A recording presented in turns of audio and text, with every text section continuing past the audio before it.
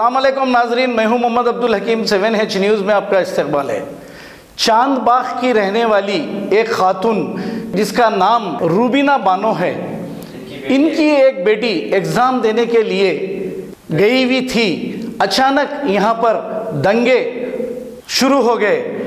इसकी वजह से अब वो परेशान हो गई और अपनी बेटी को लाने के लिए जब जा रही थी तो दिल्ली के नामर्द पुलिस वालों ने एक बेबस खातून जो 3 महीने की हामिला है उस पर हमला कर दिया और उसे बेतहाशा मारा।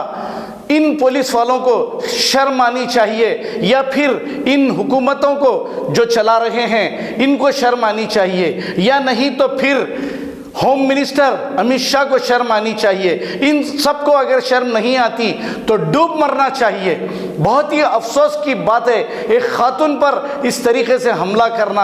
अरे अगर तुमको इतना ही दम है तो जाओ सरहद पर पाकिस्तानियों को गोली मारो और उनको मारकर तुम्हारी मर्दानगी बताओ। वो आए दिन हमारी सरहद में घुसकर हमारे फौजियों पर हमला करते हैं और तुम वहाँ पर जाओ, जाकर उन्हें मारो, तब हमें खुशी होगी। लेकिन एक ऐसी खातून जो बेबस है, इसे तुमने इतना मारा पीटा। अब यहाँ की हुकूमत तो इनसे कोई बदला नहीं लेगी पुलिस वालों से, लेकिन अल्लाह ज़रूर तुमसे बदला लेगा। आइए सुनते हैं इस खातून की ये दुख भरी कहानी। मेरा नाम रूबीना बानो है। मैं चांद बाग में रहती हूँ, 3 नंबर गली में। वहीं पे पास में प्रोटेक्स हो रहा है। जब ये दंगे फसाद शुरू हुए, मेरी बेटी पेपर देने गई हुई थी हाई स्कूल के। C1 में उसका सेंटर गया था, मगर जब मैं लड़ाई झगड़ा सुन करके बच्ची को लाने गई तो मुझे वहाँ पहुँचने नहीं दिया। पुलिस वालों ने मुझे घेर लिया और पुलिस वालों ने मुझे इस कदर मारा कि मुझे बेहोश कर दिया। मेरी सारी शरीर पे चोटें हैं, जैसे ये चोट है ऐसे पूरी पीठ पे, ये जांघों पे, पीछे हर जगह चोटें हैंगी। मुझसे खड़ा नहीं हो जा रहा और मेरे 3 मंथ की प्रेगनेंसी है। उन्होंने लगभग पूरा सोच लिया था कि ये मर गई है। सोचा तो जब मेरा ब्लीडिंग चालू हो गई सर से, तो उन्होंने एक आदमी को और इशारा करा। उसने एक बहुत बड़ी ईंट उठाई मुझे मारने के लिए, मगर मेरे अंदर पता नहीं अल्लाह की तरफ से ऊपर से कैसी हिम्मत आ गई और मैं उठ के भागी। भागते हुए 2-4-10 कदम चली हूँ, फिर मैं बेहोश हो गई। मेरे को कुछ लड़के उठा कर किसी के घर ले गए। मुझे 1-1.5 घंटे में होश आया है। उसके बाद फिर मेरे घर में कॉल करी गई, मुझे मेरे घर वालों को बुलाया गया, मगर मेरे इस बीच में किसी ने सर्जरी नहीं करी, किसी डॉक्टर ने नहीं करी। किसी ब्लीडिंग चालू हुई थी, 7-8 पट्टी हो चुकी थी। रात को जब मुझे इस हॉस्पिटल का पता चला तो मैं यहाँ आई हूँ, तो सारा ट्रीटमेंट मेरा यहाँ पे हुआ। रात में आपको हॉस्पिटल कौन लेके आया है? मेरी बहन, मेरा भांजा लेके आया था। आपको पुलिस वालों ने डंडा मारने की कोशिश करी। मैंने उनसे बोला मेरी प्रेगनेंसी है, मुझे डंडा ना मारो। तो उनको ये जानने के बाद और खुशी हुई।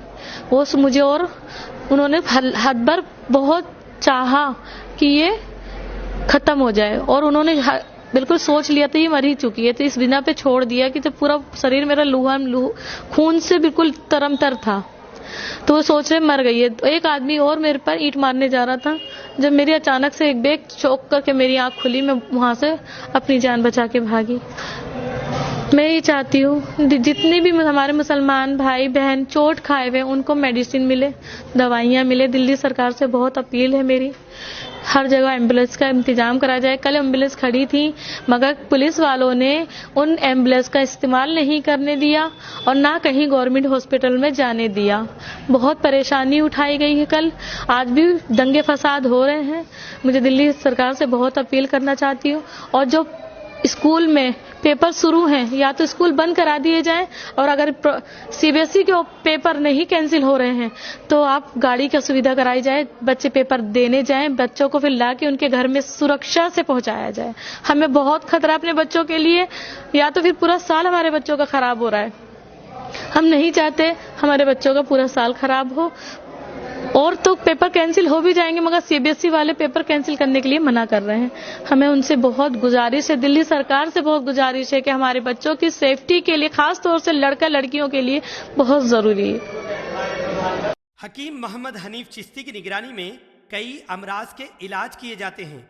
किडनी में स्टोन आना, घुटनों का दर्द, कमर दर्द, गुर्दे में पथरी आना या फिर पित्ते की पथरी, जिया, बादी, शुगर, बीपी, मर्दाना कमजोरी, बाजपन या फिर मोटापा, बदन में जलन होना, ऐसे कई अमराज के इलाज हकीम मोहम्मद हनीफ चिश्ती की निगरानी में हुए जा रहे हैं। हकीम साहब की कोई फीस नहीं, सिर्फ दवाइयों के पैसे लिए जाते हैं। मुलाकात का वक्त सुबह 7 बजे से दिन दोपहर तक, मस्जिद फातिमा, सन सिटी, हैदराबाद। 8978420553। खबर है शहर की, खबर है गाँव की, खबर है सारी दुनिया की। 7H न्यूज पसंद आए तो लाइक कीजिए, शेयर कीजिए और सब्सक्राइब करना ना भूलें। 7H न्यूज, आपकी आवाज।